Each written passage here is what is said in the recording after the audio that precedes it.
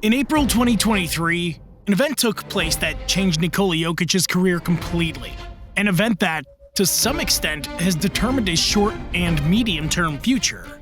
But the most incredible thing is that it really had nothing to do with it.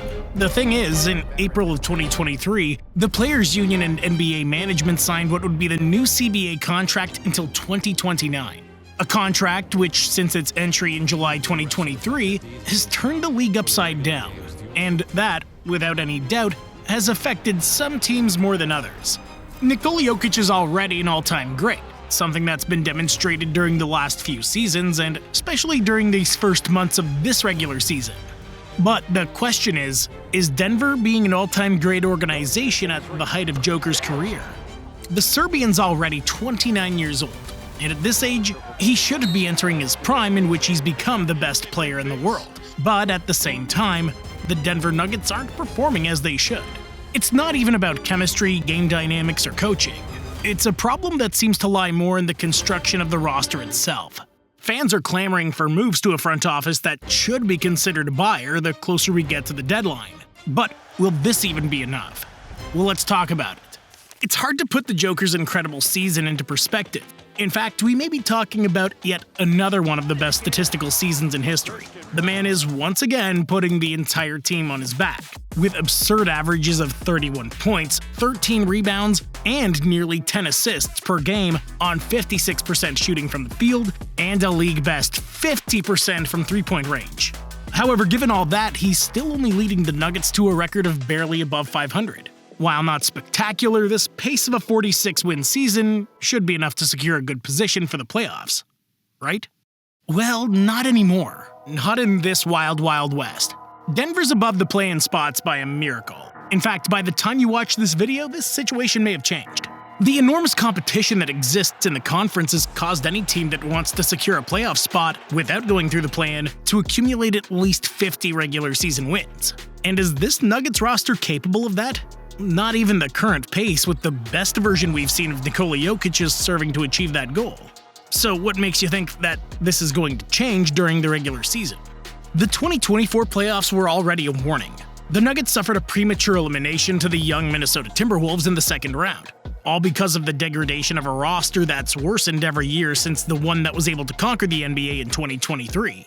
Not only have they lost a starter who perfectly fulfilled the 3-and-D role that Denver's always needed when the Magic pried away Kentavious Caldwell-Pope, but they've also lost bench pieces that were important in the rotation, such as Bruce Brown or the super veteran Jeff Green.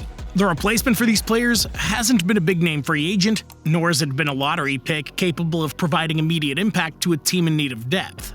In many cases, this replacement's been a low first-round player, a second-round player, or minimum contract in free agency.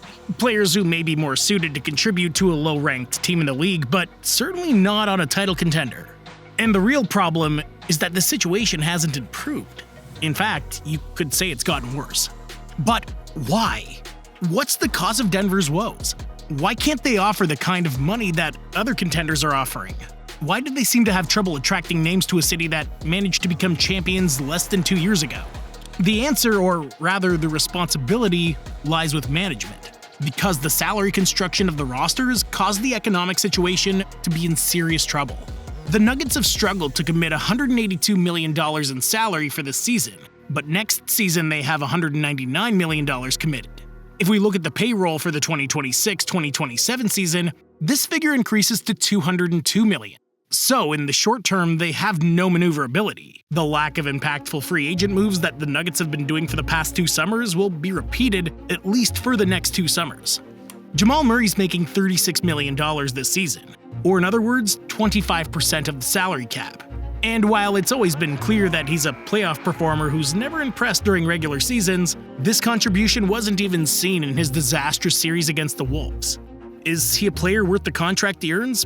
Probably not. Michael Porter Jr. is earning an almost identical figure, approaching $36 million. Another player who succumbed to the pressure against Minnesota had 5 games of less than 10 points in the 7-game series.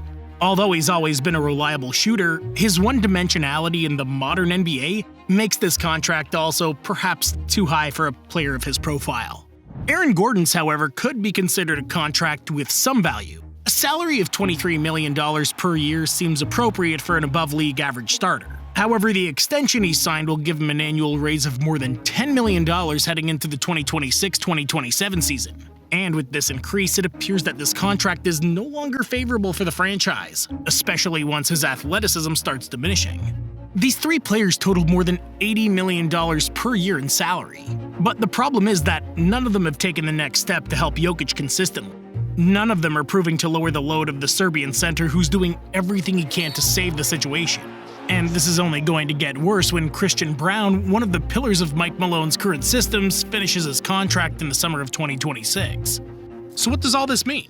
That the Nuggets, in order to get out of this ceiling-limited situation, have to move. And probably they need to say goodbye to some of the pieces that have brought them success during the last few years.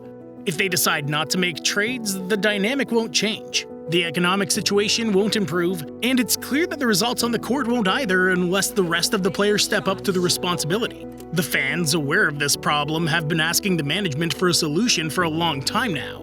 But what would this solution be? Well, that's the million-dollar question. If Calvin Booth knew the answer to this question, he would have already tried to make the necessary moves. But in the ever-changing NBA market, you not only have to know which player you need, you also need to know when you're going to be able to trade for him. Performances during the season fluctuate like the value of the players who star in them. Trying to get Zion Williamson in 2022 when the Pelicans still saw him as the centerpiece of the project isn't the same as trying to get him now. It's not the same to trade for D'Angelo Russell after his season in Brooklyn as it is to do now. Although it seems like it's always just as possible to get Zach LaVine from the Bulls, it's just no one wants to pay what the Bulls are asking for. What I'm getting at is that Denver's immobility has a reason.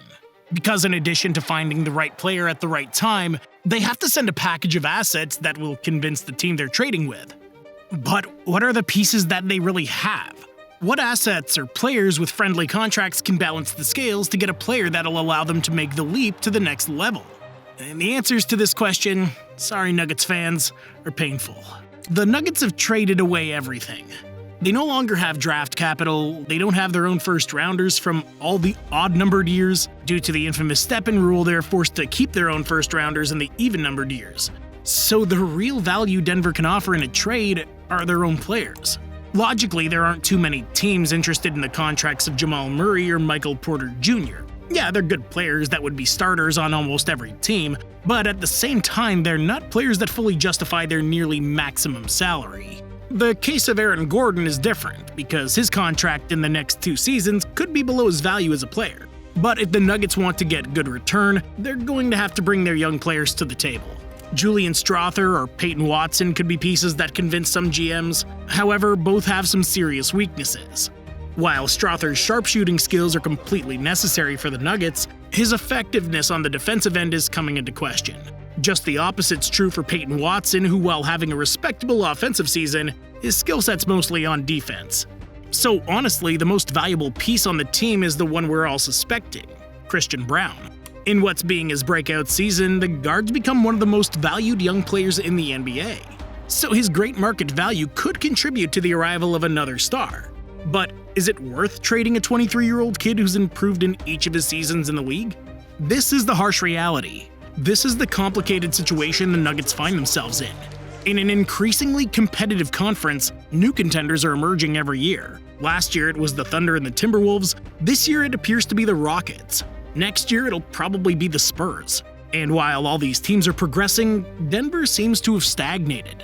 A complicated situation considering they have the best player in the world, but a situation that will have to change if they want to become a real contender.